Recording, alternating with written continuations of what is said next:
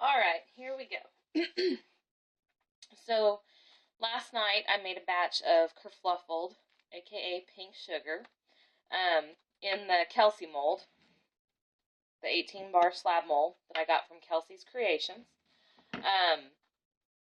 And it's not like particularly difficult or anything like that to pick apart. It's actually very easy to work with.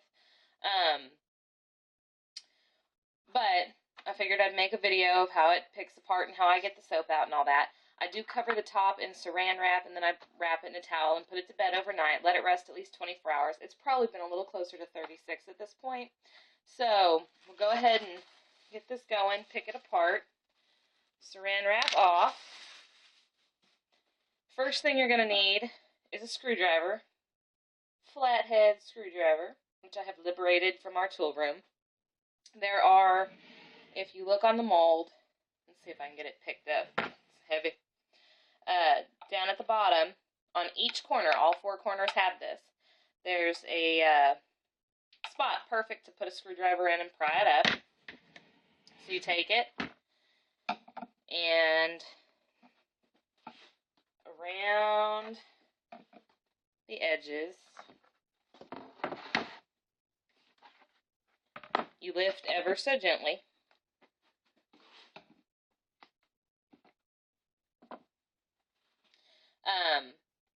And it just lifts right up. The other thing you're going to need is a pair of pliers.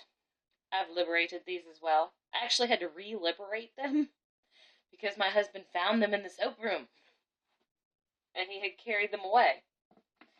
But so what I do is I start down on one end and I work my way across.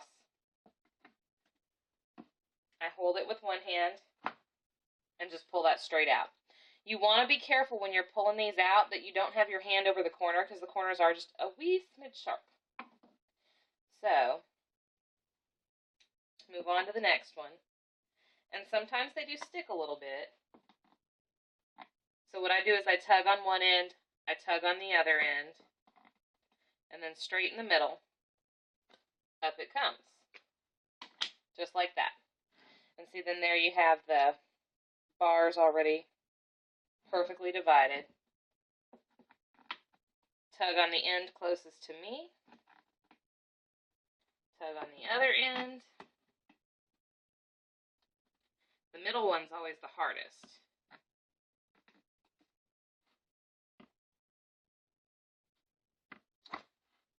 And you can hear it's got a little bit of a to it. I don't wipe these down with mineral oil or anything else before I place them in there. And you can see there's like a tiny little bit of soap that sometimes squishes where the two cross pieces meet. But that's it. It doesn't stick. Just slides right out. So far end, near end, middle. But see, it comes out relatively clean. Let's see here. 1, 2, 3. Personally, I feel it's a little bit easier if you just loosen the sides before you pick these out. I don't know why. Kind of helps to break the suction. So then we're doing the long ones. Far end, other end, in the middle.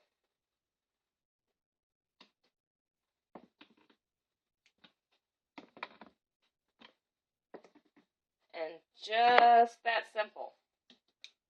Everything is pretty well and ready to go at that point. Notice they're stuck to the bottom. I didn't line the bottom. I didn't grease the bottom.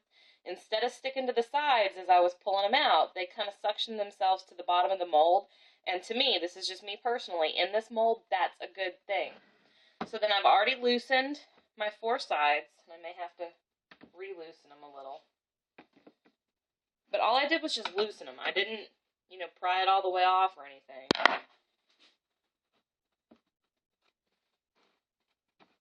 And then I'm shooting for straight up and over.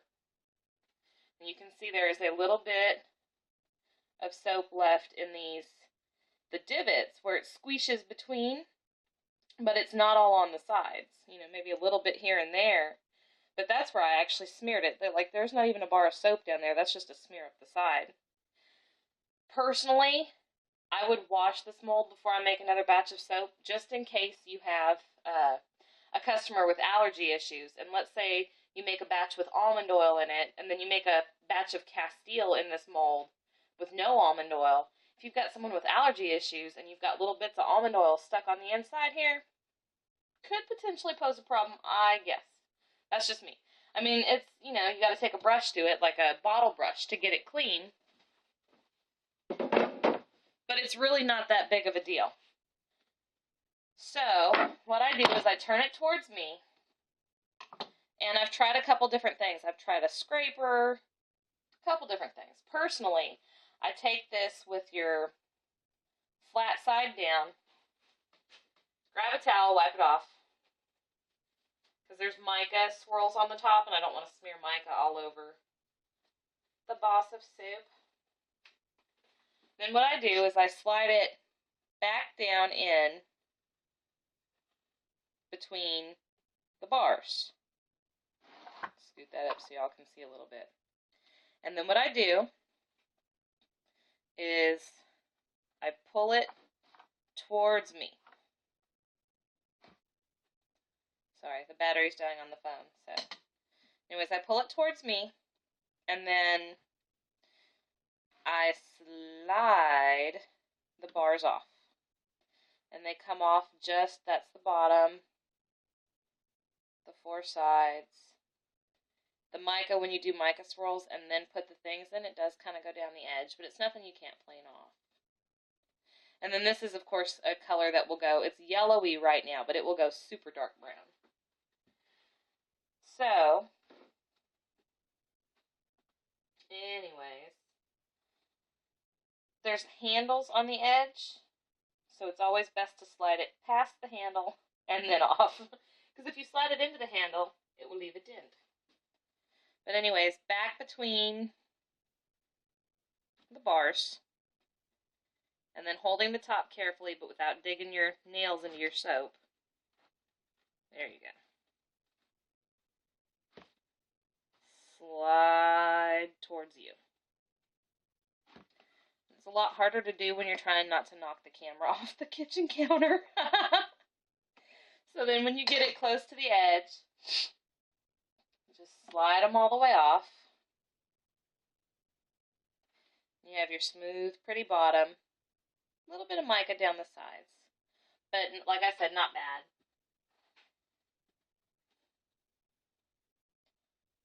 And I'll tell you, for what I gave for it, it was well worth it. Well worth it. You know, made here in the USA, handmade, small business. Oops. Just ran that one into my hand. Handmade, small business, quality product.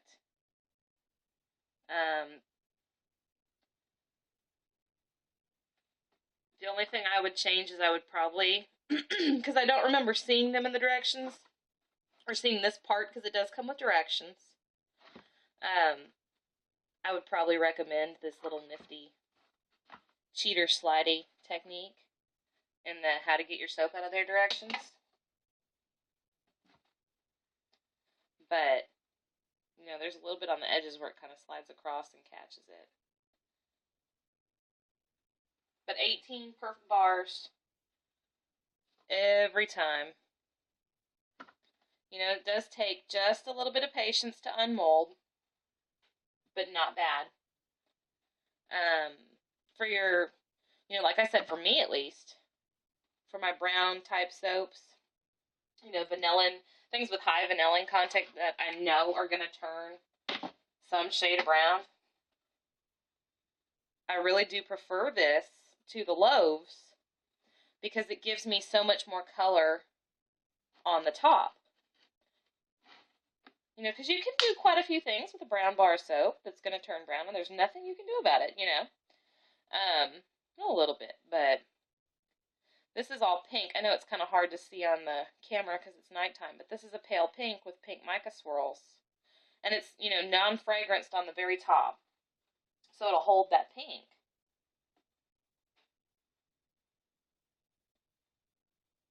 but very pretty. Versus, you know, the loaf, when I was doing the same design in a loaf mold, it was just a tiny little bit of pink on that soap.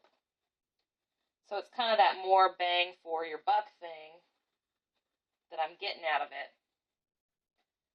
And then I did which I didn't do a video of, I used it for gingerbread, made a couple batches of gingerbread in it. And